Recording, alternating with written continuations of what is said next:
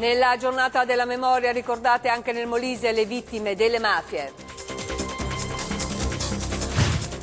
Nuove strategie per lo sviluppo nel congresso regionale della CGIL. Prosegue la visita nel Molise del premio Nobel della medicina Luc Montagnier. Fare attenzione alla bolletta e consigli dell'Associazione Consumatori. Dove le minoranze sanno integrarsi, l'esperienza della comunità rumena a Montemitro, collegamento in diretta nel corso del telegiornale. Buongiorno dal telegiornale regionale della RAI. Oggi è il giorno della memoria delle vittime delle mafie. L'Associazione Libera e il Liceo Scientifico Romita di Campobasso hanno organizzato una serie di eventi. Questa mattina confronto con gli studenti. Laura Calfapietra. Pio La Torre, Carlo Alberto Dalla Chiesa, la moglie Emanuela Setti Carraro, il loro agente di scorta Domenico Russo, il carabiniere di Morcone Elio Di Mella, Lea Garofalo, Gheorghe Radu, Ilaria Alpi, Miran Crovatin. Il presidente di Libera Molise, Franco Novelli, cita questi nomi definendoli tutti vittime di mafie e la giornata della memoria. Si zittiscono gli studenti del Liceo Scientifico Romita di Campobasso e la loro scuola ad essere stata scelta per tramutare il ricordo in impegno civile. Memoria cittadinanza è il filo conduttore di un percorso che comprende anche la realizzazione del videodocumentario Rifiuti, a cura delle docenti Presutti e Vigliardi, con le ricerche e le interviste realizzate dagli alunni delle classi quarta E e quarta H, riprese in regia di William Mussini. La mafia oggi. Abbiamo provato a capire con alcuni studenti per loro cosa sia, come incide nella vita quotidiana, come combatterla. La mafia per me è tutto quell'atteggiamento mafioso che c'è all'interno di noi cittadini.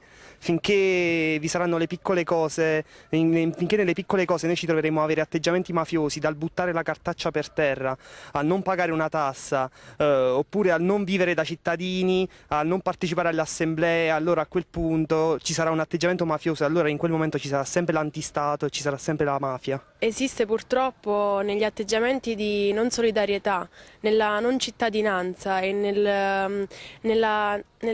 nell'essere tutti contro tutti in un ambiente che può essere quello di una città o quello di una scuola o quello addirittura di uno Stato. La mafia ha un peso nella mia vita dal momento in cui io posso vedere degli atteggiamenti sbagliati, come diceva lui, e posso essere vittima di questi atteggiamenti sbagliati. Penso si possano combattere, però è necessario combatterle partendo dall'educazione ai ragazzini, ai bambini, a noi giovani. Partendo dalla famiglia, dalla scuola e da tutti gli enti civili che ci sono, che ci aiutano nella nostra crescita a partire dai primi anni fino ai nostri, magari potremmo farcela. Sta anche a noi cercare di non farci coinvolgere atteggiamenti mafiosi, avere sempre la nostra morale e appunto questa ci viene dall'educazione innanzitutto. Quindi dal momento in cui io sono bambino e ricevo un'educazione giusta sono anche consapevole di come non devo agire e quindi posso evitare la mafia. Nel pomeriggio alle 16:30 Libera Molise organizza un secondo evento davanti all'unico bene confiscato a Campobasso e un appartamento in salita Santa Cristina. Domani la consulta degli studenti di Campobasso parteciperà alla manifestazione nazionale organizzata da Libera a Latina. Ottavo congresso regionale della CGIL, lavoro, nuova qualità dello sviluppo del paese del Molise tra i temi del confronto. Giovanni Romano. Ripartire dalle politiche per il lavoro e recuperare l'unità sindacale per lanciare la sfida dello sviluppo al governo nazionale e a quello regionale. È l'obiettivo della CGIL del Molise, che oggi e domani celebra il suo ottavo congresso regionale in vista dell'appuntamento nazionale di maggio a Rimini. Nella sua relazione programmatica a sostegno della mozione maggioritaria Il lavoro decide il futuro, il segretario del Fattore ha espresso contrarietà al Jobs Act del governo Renzi perché non si crea occupazione agendo solo sui meccanismi di ingresso e di uscita dal mercato del lavoro, ma intervenendo invece sulle condizioni per favorire la ripresa. Ribadito poi il no alle politiche di austerità che hanno aggravato la crisi. Ancor più drammatica la situazione in Molise, dove, ha rimarcato, la disoccupazione è balzata dal 12,3 di fine 2012 al 18,3% dell'ultimo trimestre 2013, con il 43% dei giovani senza occupazione. Una situazione che, per Del Fattore, è frutto degli errori e dell'uso distorto delle risorse fatto dalla precedente amministrazione regionale, ma che non può ricadere sui lavoratori né deve essere un alibi per l'attuale giunta, che può invece agire sui temi lanciati dalla CGIL. Ci C'è bisogno, come noi proponiamo, di un grande piano per il lavoro, concentrato su grandi piani obiettivo che sappiano rispondere ai bisogni diffusi in questo Paese, che sono nuove politiche industriali, investimento nella formazione, investimento nel sapere e nella conoscenza, investimento sull'economia verde, il riassetto idrogeologico del territorio, l'assistenza e la cura alle persone, la cultura. E in questi grandi progetti l'operatore pubblico ha una grande opportunità, quello appunto di determinare le occasioni e le opportunità della crescita. Nel corso del dibattito si sono alternati sul palco lavoratori, segretari di categoria ed esponenti politici. Il segretario della FISAC CGIL Sansoni ha letto la lettera di una giovane molisana laureata e specializzata, ma disoccupata e amareggiata per l'impossibilità di dare il suo contributo allo sviluppo della regione. La minoranza interna che si riconosce nella mozione "Il sindacato è un'altra cosa" ha invece depositato un ordine del giorno contro il contestato accordo sulla rappresentanza sindacale e ha sottolineato la necessità di una radicale inversione di rotta per recuperare alla CGIL il ruolo di lotta, a partire dal rilancio degli scioperi per la difesa e l'ampliamento dei diritti dei lavoratori che si stanno allontanando dal sindacato. Nel primo pomeriggio è in programma una tavola rotonda sul tema il lavoro per il futuro con i segretari regionali di CGIL, CISL e UIL, il presidente della regione, docenti universitari ed Elena Lattuada della segreteria confederale CGIL. Al direttivo regionale della FISMIC a Termoli si è parlato anche di Fiat con il segretario generale Roberto Di Maulo. Laura Costantini. Si è tenuto oggi a Termoli il direttivo regionale della FISMIC, organizzato dal segretario territoriale Giovanni Mercogliano. Presenti delegati dall'Abruzzo e dalla Puglia per ascoltare il segretario generale Roberto Di Maulo, che, tra i molti temi all'ordine del giorno, ha puntato l'attenzione sulla recente visita a sorpresa del numero 1 di Fiat Chrysler nello stabilimento di Termoli e sulle speranze che la rinnovata attenzione da parte dei vertici ha suscitato nei 2400 operai della struttura molisana. Noi crediamo, abbiamo sempre sostenuto che lo stabilimento di Termoli è fondamentale nell'assetto produttivo di Fiat Chrysler in Italia, sarà di sostegno e godrà dei frutti del rilancio dello stabilimento di Melfi e anche della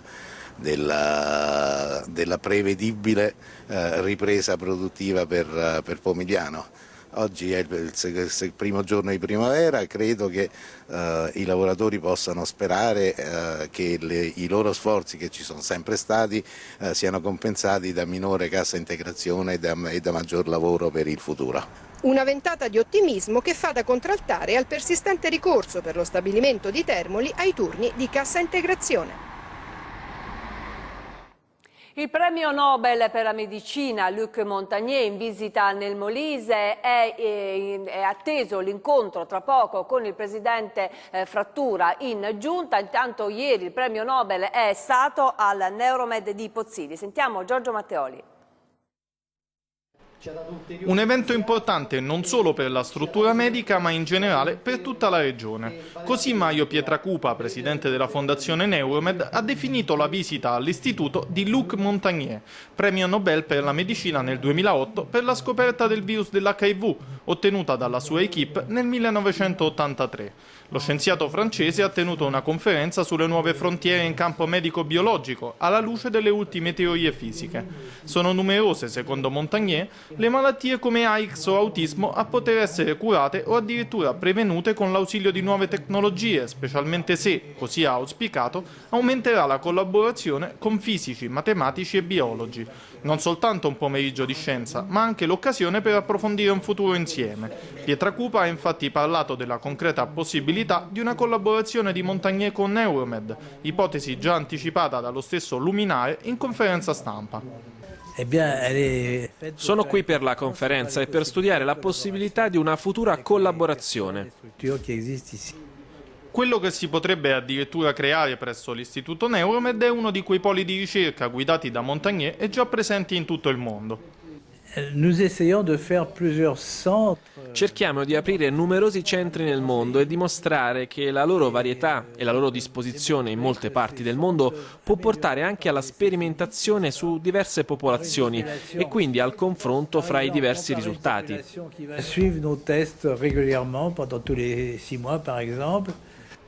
Una grande prospettiva per la ricerca nella nostra regione, così il Presidente del Consiglio regionale Vincenzo Nio ha accolto Montagnier, al quale l'Ordine regionale dei giornalisti ha voluto donare un omaggio per ricordare l'importanza della giornata.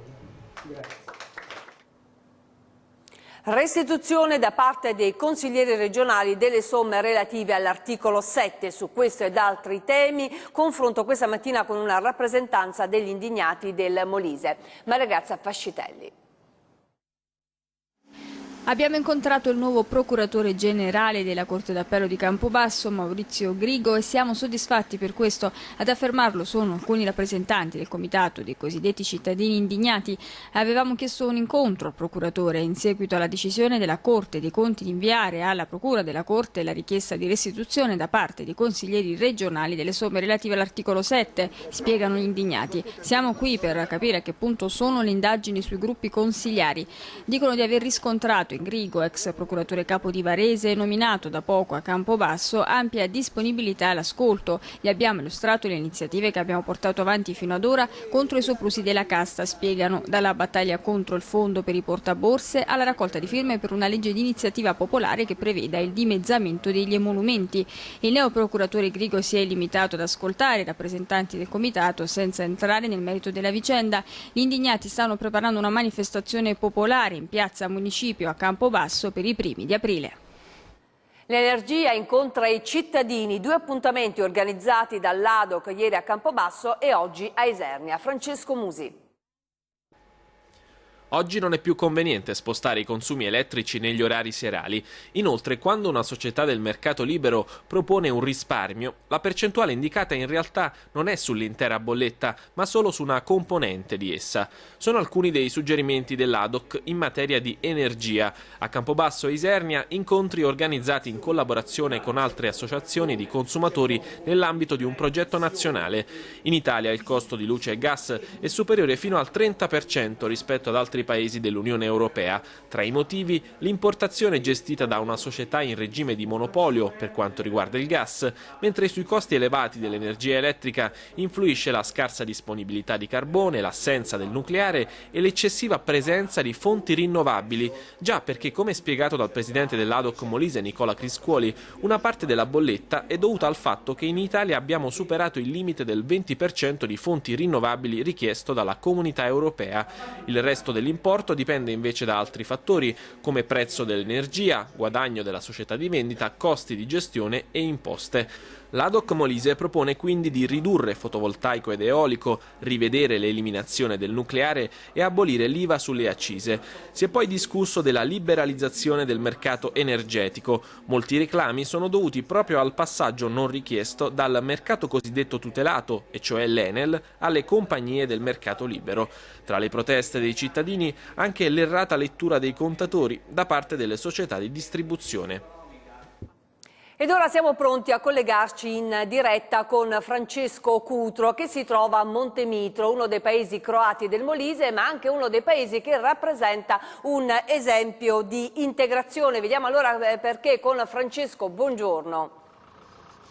Buongiorno, ci troviamo a Montemitro, come avete detto da studio. Questo è un paese che storicamente ha una minoranza linguistica croata, ma la particolarità è che da circa 20 anni si è insediata una comunità rumena che è cresciuta nel corso del tempo a partire da 2 grandi famiglie ed altri piccoli nuclei familiari ed è diventata quasi 1/10 della popolazione. Il paese conta circa 400 abitanti. Accanto a me c'è la signora Ionela, che è una tra le prime famiglie che ha scelto di trasferirsi qui. È una storia particolare perché è un matrimonio misto, nel senso che si è sposata con una persona italiana. Sì, io sono arrivata qua 16 anni fa e niente, all'inizio è stato un po' difficile, però poi piano piano ci siamo integrati.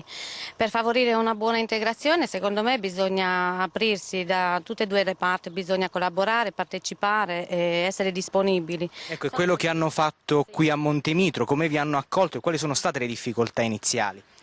È proprio per questo che ci siamo resi disponibili, senza presunzione, a collaborare, a partecipare a tutte le cose, a tutte le manifestazioni che si fanno in paese. Io penso questo è l'appello che lo vuole fare a tutti gli stranieri magari che si trovano in questa situazione. Ecco, la comunità rumena nasce qui e si sviluppa a partire da due grandi regioni, la parte del nord della Romania e della Transilvania. Molte persone sono venute qui per motivi di lavoro e di famiglia, altri vengono dalla regione di Bucarest. La signora Justina è qui insieme alla sua famiglia rumena, si è trasferita per motivi lavorativi a partire dal 2002.